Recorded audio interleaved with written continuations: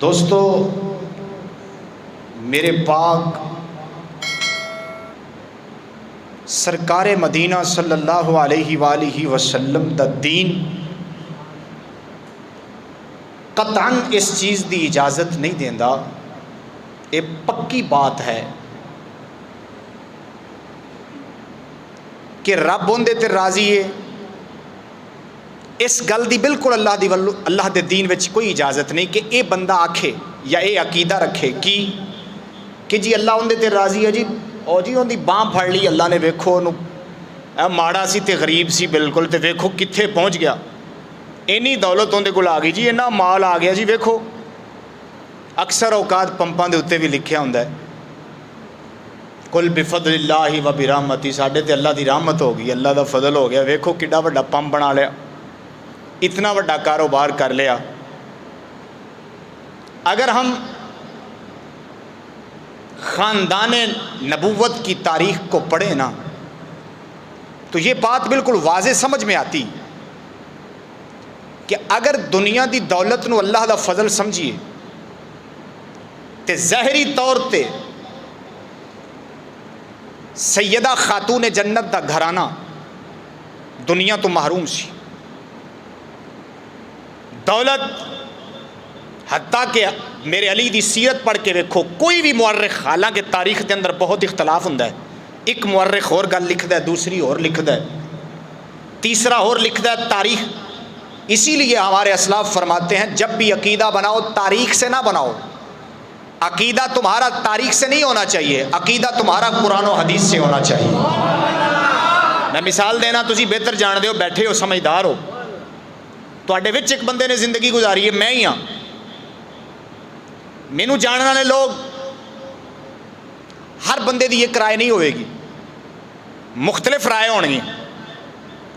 کوئی بندہ میرے بارے تعارف پوچھے، کوئی کنج تعارف کرائے گا، کوئی کنج کرائے گا، کوئی کنج کرائے گا، کوئی اپنے اندر دے حسد دی وجہ نال تعارف دا ہور انداز اختیار کرے گا، کوئی محبت دی وجہ نال غلو کر جائے گا، حد تو اگے ود کے جویں تعارف نہیں کرانا چاہیے اوویں کرا دے گا۔ تو اینوں کہندے نے تاریخ، کسے دی ہسٹری نو بیان کرنا، کسے دی اصل نو بیان کرنا۔ تو مورخین اپنے ذاتی اناد یا محبت دی بنا تے غلو کی کر جاندے نے، کدی حدوں اگے نکل جاندے نے، کدی حدوں پیچھے ہٹ جاندے نے، کدی افراط ہو گیا، کدی تفریط ہو گیا۔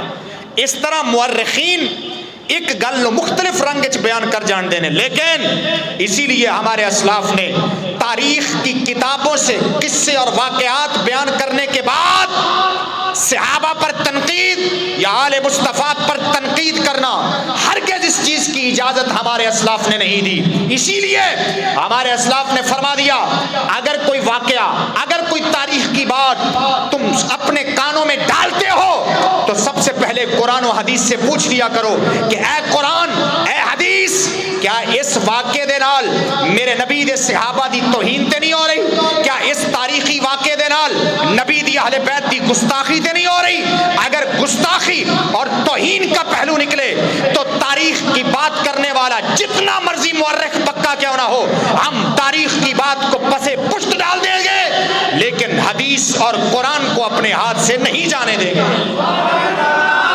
اس واسطے تاریخ دیاں گلاں جڑیاں ہوندے نا، تاریخ دیاں اندے تے ہمیشہ اتفاق نہیں کرنا چاہیے، جڈی مرضی پختہ گل کیوں نہ ہوئے، اتفاق اندے تے کرنا ہے اے جڑا قرآن حدیث دے ترازو دے اوتے پوری اتردی ہوے گی۔ اور میں مولا علی دی گل کرن لگا، تاریخ دا بھی اتفاق ہے اور قرآن و حدیث دا بھی اتفاق ہے کہ مولا علی شیر خدا رضی اللہ تعالیٰ عنہ دی زندگی فقیرانہ زندگی سی، فقیرانہ زندگی، فقیرانہ، طاقت تے دلیری تے بہادری اتنی زیادہ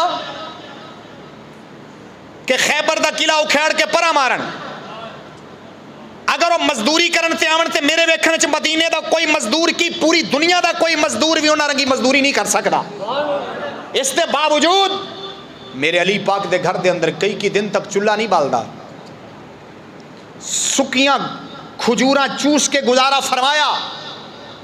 اگر کوئی یہ کہے بھائی اس کے پاس دولت آ گئی، دیکھو بھی اللہ نے اس کی باں پھاڑ لیا بھائی، تو میں کہوں گا سوچ کر بات کر۔ اگر دولت ہاتھ میں آ جائے تو اللہ نے باں پھاڑ لی ہے تو اس کا کیا مطلب نکلے گا؟ کیا مطلب پھر علی کی باں نہیں پھڑی میرے علی، میرے رب نے؟ علی کے گھر میں دولت نہیں تھی تو اس کا مطلب وہ اللہ کے فضل سے محروم ہو گئے؟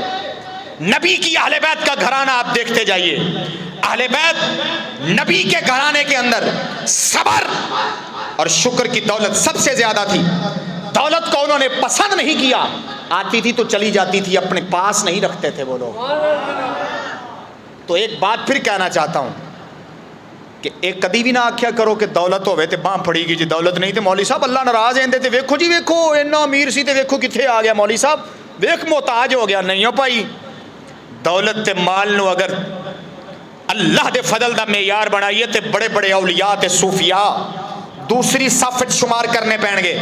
چلے ہو جے دولت تے شہرت نو معیار بنائیے تے حسین پاک تے کربلا دے میدان وچ 72 سن لشکراں دی تعداد، سپہ سالار، اسلحہ، فوج، عہدہ، حکومت، وزارت تے یزیدیاں دے کول سی تے پھر ایندا نعوذ باللہ من ذالک مطلب واضح نکلیا. اس قاعدے دے مطابق تے مطلب نکلیا بھی اللہ دا فضل ادھر سی. نا ہاتھ بن کے آکھاں گا کدی بھی اللہ دا فضل کسے دی دولت، کسے دا عہدہ، کسے دی جائیداد، کسے دی گڈی، کسے دا مکان، کسے دی شہرت ویکھ کے، کسے دے ہاتھ چمینا ویکھ کے اللہ دا فضل نہ سمجھی. اللہ دا فضل کدو ہوندا ہے؟ جُتی پیراں وچ ٹٹی ہوے، کپڑے ماڑے ہون، ایک ڈنگ دی لبدی ہوے، ایک ڈنگ دی نہ لبدی ہوے، نبی دی شریعت تے چلن والا ہوے، اوندے تے کوئی بندہ انگلی کھڑی کر کے اوندے کردار نو غلط نہ کہہ سکدا ہوئے تے ککھ بھی اوندے کول نہ ہوئے، سمجھ اللہ دے فضل وچ لگا پھردا ہے. ہاں اللہ کا فضل صرف دین مصطفیٰ پر چلنا ہے بس. لوگ سارے دشمن بن جائیں، کوئی ہاتھ بھی نہ چومے، کوئی اس کا نام بھی نہ لے، مگر نبی کے دین کے ساتھ وہ وفا کرنے والا ہو تو سمجھ اللہ کے فضل میں رہ رہا ہے. ذرا بولیے نا سبحان اللہ.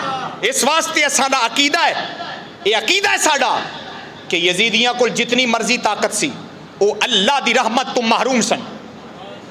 حسین پاک کربلا دے میدان وچ اگرچہ ظاہری لشکر، ظاہری افراد، ظاہری قوت، ظاہری اسلحہ کوئی نہیں سی میرے امام حسین دے لشکر دے اندر، مگر ساڑھے سنیاں دے باڑاں دے دلاں وچ بھی عقیدہ پکا ہے کہ میرے حسین اللہ دے فضل دی بنیاد ہے.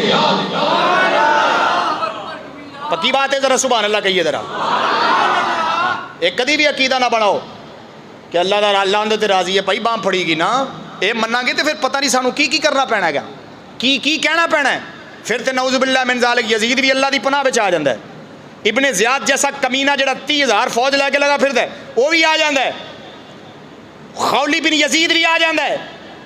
ابن سعد جنوں رہ دی بادشاہی دی لالچ دے دیتا گیا وہ بھی نعوذ باللہ من ذالک اللہ دے فضل وچ آ جاندا ہے. نا دولت تے پیسہ تے شہرت کدی بھی اللہ دے فضل دی بنیاد نہیں. اللہ دی رحمت دی بنیاد ماڑا بھی ہوئے، فقیر بھی ہوئے، لیکن اللہ تے بھروسہ تے توکل ہوئے تے یقین کامل ہوئے تے پاکاں نال وفا ہوئے، سمجھ اللہ دے فضل وچ لگا پھردا ہے. بولیے سبحان اللہ.